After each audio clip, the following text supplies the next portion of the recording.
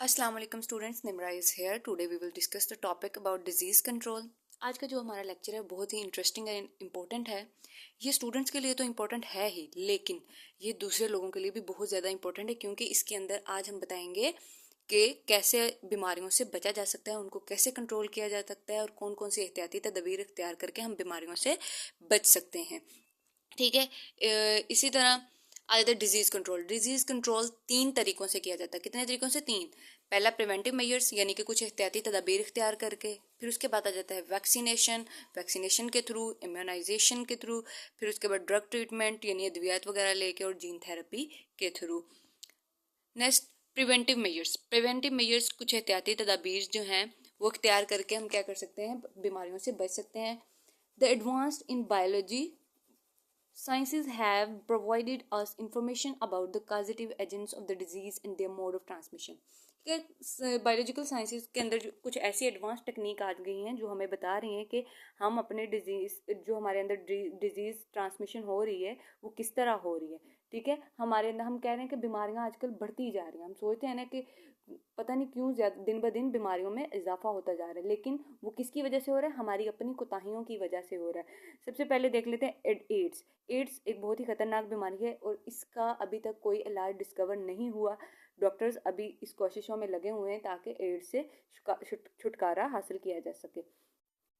इसका नाम है एक्वायर्ड इम्यून डेफिशिएंसी सिंड्रोम, जो कि HIV human immune deficiency virus से काज होती है। और ये किस वजह से होती है? फ्री सेक्सुअल कांटेक्ट की वजह से, ब्लड ट्रांसफ्यूजन की वजह से। ब्लड ट्रांसफ्यूजन कहते हैं किसको है? यानी कि अगर फिलहाल बिलफर्ज कोई इंसान बीमार है तो हमें उसको एक ब्लड की ड्रिप लगानी है। ठीक है, तो अब हम उसको क्या करेंगे, हम दूसरे इंसान से ब्लड लेके एक पेशेंट के अंदर उसको ड्रिप लगाएंगे और उसको इंजेक्ट करेंगे। तो जिस इंसान से हमने ब्लड लिया है, डोनर खुदा ना खास्ता किसी बड़ी बीमारी में मुब्तला है, यानी कि HIV के या फिर उसकी की वजह से, हेपेटाइटिस की वजह से वो बीमार है, तो अब हमने गलती से उसका ब्लड उसके पेशेंट के अंदर ट्रांसफ़र कर दिया है। हालांकि पेशेंट को कोई और बीमारी नहीं थी, लेकिन वो क्या हो गया, ब्लड ट्रांसफ्यूजन के अंदर की वजह से उसके अंदर भी बीमारी पैदा हो गई।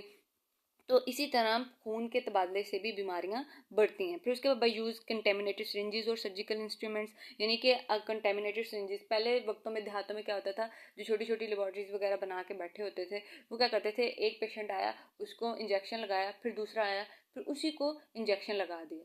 अब क्या, वो अपनी तो बचत कर रहे थे, लेकिन वो क्या कर रहे थे, अगर किसी कोई पेशेंट है, वो उसे हेपेटाइटिस है, अब क्या करेंगे, वो उसी सिरिंज से दूसरे पेशेंट को लगा रहे हैं। उसको हेपेटाइटिस नहीं था, लेकिन वो उसके जो सिरिंज के साथ ब्लड लगा हुआ है उसके अंदर जो छोटे से माइक्रो ऑर्गेनिजम्स हैं वो दूसरे के अंदर ट्रांसफ़र हो गए। इस वजह से ये बीमारियां दिन ब दिन बढ़ती ही जा रही हैं। तो हमें चाहिए कि हम पहले डॉक्टर के पास जाएं, चेक करें कि भाई आप कौन से सिरिंज लगा रहे हैं, नई निकाल के लगा रहे हैं या हमें पहले वाले निकाल रहे हैं। तो ये चीज़ें हमें किसी ने नहीं बतानी, हमने खुद ये करनी है ताकि हम बीमारियों से महफूज रह सकें। नेक्स्ट है हेपेटाइटिस किसकी वजह से होता है? ये भी एक H वायरस से होता है। ठीक है, ये भी कंटेमिनेटेड सिरिंजेस और ट्रांसफ्यूजन ऑफ ब्लड की वजह से होता है। इस केस के अंदर हमें डॉक्टर एडवाइस करते हैं कि हमें इन पॉइंट कॉन्टैक्ट से केयरफुल होना चाहिए और इससे बचना चाहिए ताकि हम खुद को महफूज रख सकें। नेक्स्ट है वैक्सीनेशन एंड इम्यूनाइजेशन।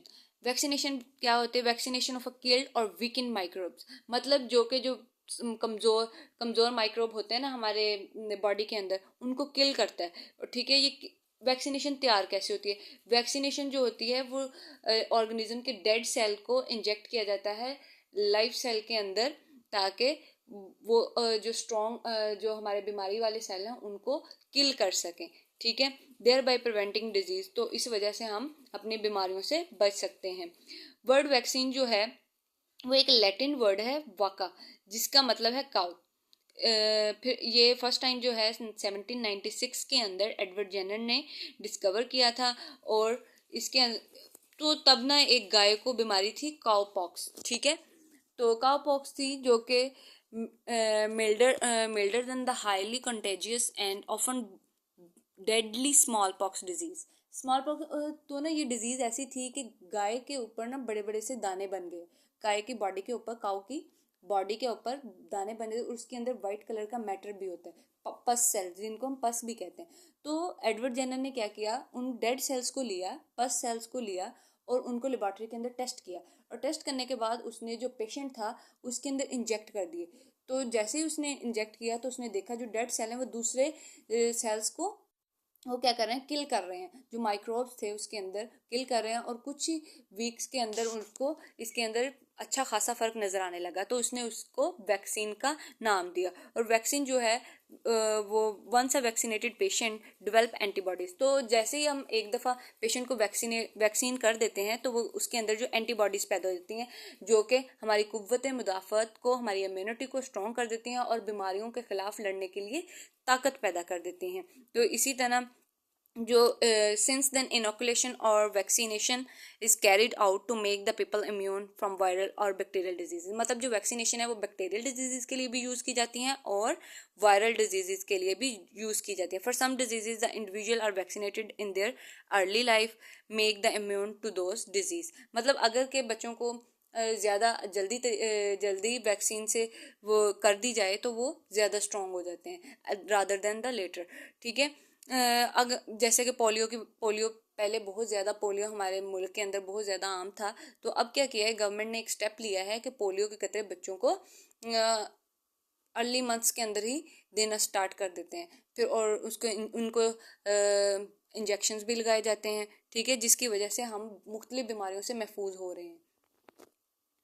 नेक्स्ट देखते हैं, अब ये दावा किया जाता है कि जो काउ पॉक्स है वो बिल्कुल ही हमारी दुनिया से ख़त्म हो चुकी है, और जो साइंटिस्ट हैं वो बाकी डिजीज़ से बचने के लिए क्या कर रहे हैं, वैक्सीन्स तैयार कर रहे हैं। लेकिन बदकिस्मती से अभी तक एड्स की जो वैक्सीन है वो तैयार नहीं हुई, and even vaccine against AIDS is being administered in humans on experimental basis. और अब साइंटिस्ट जो हैं मुख्तलिफ एक्सपेरिमेंट्स कर रहे हैं एड्स के खिलाफ वैक्सीन को तैयार करने के लिए। नेक्स्ट है ड्रग ट्रीटमेंट आ जाता है। ड्रग ट्रीटमेंट यानी कि हम सबसे पहले देख लेते हैं एंटीबायोटिक्स लेके जो कि बैक्टीरिया को किल करती हैं, उनको एंटीबायोटिक्स लेके हम बीमारियों को ख़त्म कर सकते हैं। फिर रेडियोथेरेपी एंड कीमोथेरेपी, फिर gene therapy, IDM and cloning. सबसे पहले देखते हैं एंटीबायोटिक्स। जो वर्ड एंटीबायोटिक है इसका मतलब है अगेंस्ट लाइफ। ठीक है, antibiotics are medicine that help stop infections caused by bacteria. मतलब ये उन बीमारियों का इलाज करती है जो कि हमें बैक्टीरिया की वजह से हमारे इर्द गिर्द आए थे। ये जो एंटीबायोटिक है वो फर्स्ट पेनिसिलिन थी जो कि लुइस पास्चर ने डिस्कवर की थी। और ये एंटीबायोटिक्स उनके लिए जैसे हमारे जिस्म के ऊपर बाउंड्स हो जाते हैं, ठीक है, और उनके ऊपर वाइट पस सेल्स भी बन जाते हैं। तो इन चीज़ों से जो हमारी स्किन एलर्जीज वगैरह हैं, इन चीज़ों को किल करने के लिए हम एंटीबायोटिक को यूज़ करते हैं। Next chemotherapy and radiotherapy. Chemotherapy basically ये करते हैं कैंसर सेल्स जो हैं उनको किल करने के लिए, उनको ख़त्म करने के लिए कीमोथेरेपी एंड रेडियोथेरेपी को यूज़ किया जाता है। कीमोथेरेपी देख लेते हैं। ये कीमोथेरेपी बेसिकली हम रेडिएशंस होती हैं जो कि कैंसर को किल करती हैं। इसके अंदर हम जो पेशेंट है उसके अंदर उसको ऑरली भी इंजेक्ट करा सकते हैं और ब्लड स्ट्रीम के थ्रू भी। ठीक है, अब इसके अंदर क्या होता है, ये इफ़ेक्टिव है, तो काफ़ी हद तक ये कैंसर के इलाज के लिए अच्छी खासी बेहतर साबित हो सकती है। अगर किसी के ब्रेन के अंदर ट्यूमर बना हुआ है तो वो क्या करती है, उसको ख़त्म कर देती है। ठीक है, आहिस्ता आहिस्ता ये पेशेंट जो है फ़ौरन तो रिकवर नहीं हो सकता, लेकिन इसको कुछ मंथ और वीक ज़रूर लगते हैं। फिर उसके बाद रेडियोथेरेपी है, बेसिकली रेडिएशंस के थ्रू की जाती है। तो उसके अंदर जो कुछ एनर्जी रेडिएशंस यूज़ की जाती हैं कैंसर को ट्रीट करने के लिए, लेकिन ये इतनी बेटर नहीं है, क्योंकि जो अगर रेडिएशंस उस अफेक्टेड एरिया के ऊपर हम लगाएंगे तो वो क्या होगा, वो कैंसर सेल को किल करेगी, लेकिन जो हमारे नॉर्मल सेल्स हैं उनको भी साथ ही साथ किल करेगी। ठीक है, तो इसीलिए हम कैंसर सेल्स को ख़त्म करने के लिए रेडियोथेरेपी और कीमोथेरेपी का यूज़ करते हैं। लेकिन जो कीमोथेरेपी है वो खासी बेहतर है और इसके अंदर हम केमिकल्स और मेडिसिन वगैरह को यूज़ करके कैंसर सेल्स को किल करते हैं। लेकिन रेडियोथेरेपी इतनी बेटर नहीं है, क्योंकि वो हमें थोड़ा सा नुकसान भी साथ साथ पहुंचा रही है, क्योंकि वो कैंसर सेल को किल करती है लेकिन साथ में वो हमारे नॉर्मल सेल्स को भी किल कर देती है। नेक्स्ट है क्लोनिंग। क्लोनिंग क्या है? क्लोनिंग एक प्रोसेस है जो जेनेटिकली आइडेंटिकल कॉपीज बनाता है, मतलब हू बहू जो लिविंग ऑर्गेनिज्म है उसकी तरह का वो एक ऑफस्प्रिंग पैदा करेगा। और क्लोन क्या है? क्लोन एक सेल है जो एसेक्सुअली प्रोड्यूस होता है ऑफस्प्रिंग के अंदर, ठीक है। Not a single organism produced by cloning naturally, मतलब कुदरती तौर पर कोई भी एक सिंगल ऑर्गेनिज्म नहीं है जो कि क्लोनिंग की वजह से प्रोड्यूस ना हुआ हो। क्लोनिंग बेसिकली 1997 के अंदर एक साइंटिस्ट था स्कॉटलैंड का, जिसने क्लोनिंग ऑफ शीप डिस्कवर किया था। उसने बहुत से मैमल्स और रैट और काऊ के ऊपर भी क्लोनिंग की थी। उसने क्या किया था, एक सेल लिया था ब्लैक माउथ शीप्स के ऊपर, ठीक है। पहले हम उसका प्रोसीजर देख लेते हैं उसने कैसे किया था। पहले उसने क्या किया था, ऑर्गेनिज्म सेलेक्ट किया, ठीक है। फिर उसके बाद acceptor nucleus of the fertilised egg of that organism is removed with the help of syringe. उसने क्या किया था, उस दूसरे के अंदर से न्यूक्लियस जो है सिरिंज की मदद से रिमूव कर दिया, और फिर एक दूसरे ऑर्गेनिज्म के अंदर उसी न्यूक्लियस को उसने ट्रांसफर कर दिया, और दोनों जो सेल थे वो आपस में फ्यूज हुए।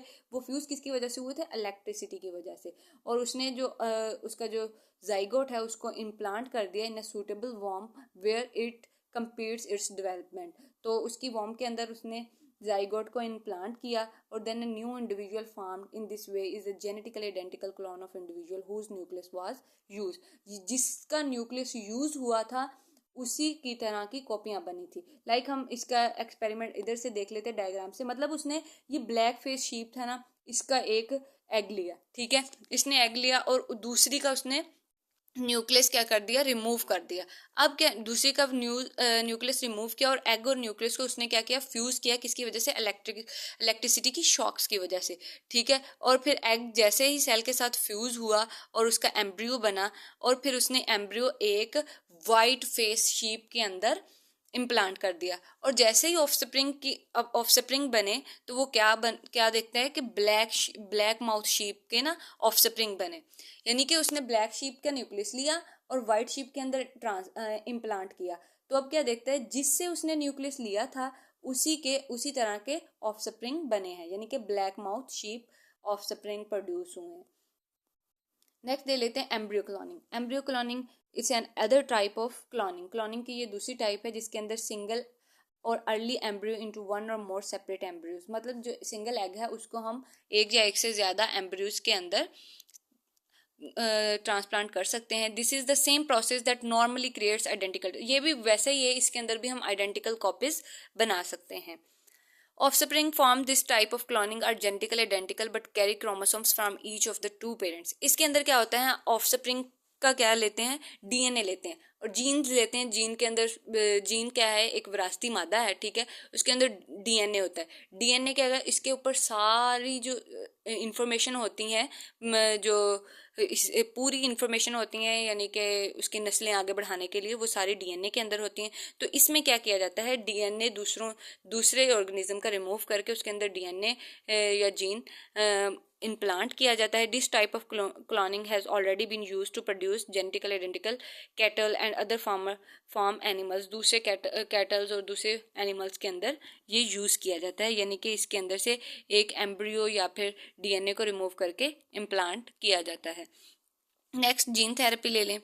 जीन थेरेपी या technique use to repair the defective gene, मतलब कि हमारी बॉडी के अंदर कोई भी जीन डिफेक्ट हो जाता है, कोई मसला हो जाता है, तो अब क्या करेंगे, हम इसको रिपेयर करेंगे। रिपेयर करे कैसे कर सकते हैं हम, बोन मैरो, यानी कि हमारे जो हड्डी के अंदर बोन गूदा होता है ना, उसको हम क्या करते हैं, isolating normal gene from donor, insert the normal gene into retrovirus, remove bone marrow cell from patients, infect the bone marrow cell with virus। अब क्या करते हैं, जो हड्डी से हमने वो उसका गूदा निकाल दिया, बोन मैरो निकाल के उसके अंदर जो असल वाला है, जो सही है, जो जिसको कोई बीमारी नहीं है, जो डिफेक्टिव नहीं है, उसको हम क्या करेंगे, इंजेक्ट कर देंगे। इसी तरह हम अपने जीन्स को, डिफेक्टिव जीन को, यानी मुख्तलिफ बीमारियों से बचने के लिए हम इस थेरेपी को यूज़ करते हैं। डिफेक्टिव जीन को निकाल के हम जो incorporate the genetically engineer cells होते हैं पेशेंट के अंदर, उसको इंजेक्ट कर देते हैं। और इसी तरह जीन थेरेपी हमारे लिए बहुत ज़्यादा अहम है। ये साथ में आप इसका प्रोसेस देख लें। बोन मैरो का सेल जो है वो रिमूव करेंगे, फिर उसके बाद रिट्रोवायरस को हम नॉर्मल जीन के साथ उसको करेंगे इन्फेक्ट करेंगे। Viral recombinant DNA carries normal gene into genome, genome के अंदर जो नॉर्मल जीन है उसको इंजेक्ट करेंगे। फिर हम जेनेटिकली इंजीनियर्ड सेल्स को पेशेंट्स के अंदर बिल्कुल बहिफाजत ट्रांसफ़र कर देंगे। Okay, students, it's all about our today's lecture. If you have any question, you can ask me in the comment section. Allah Hafiz.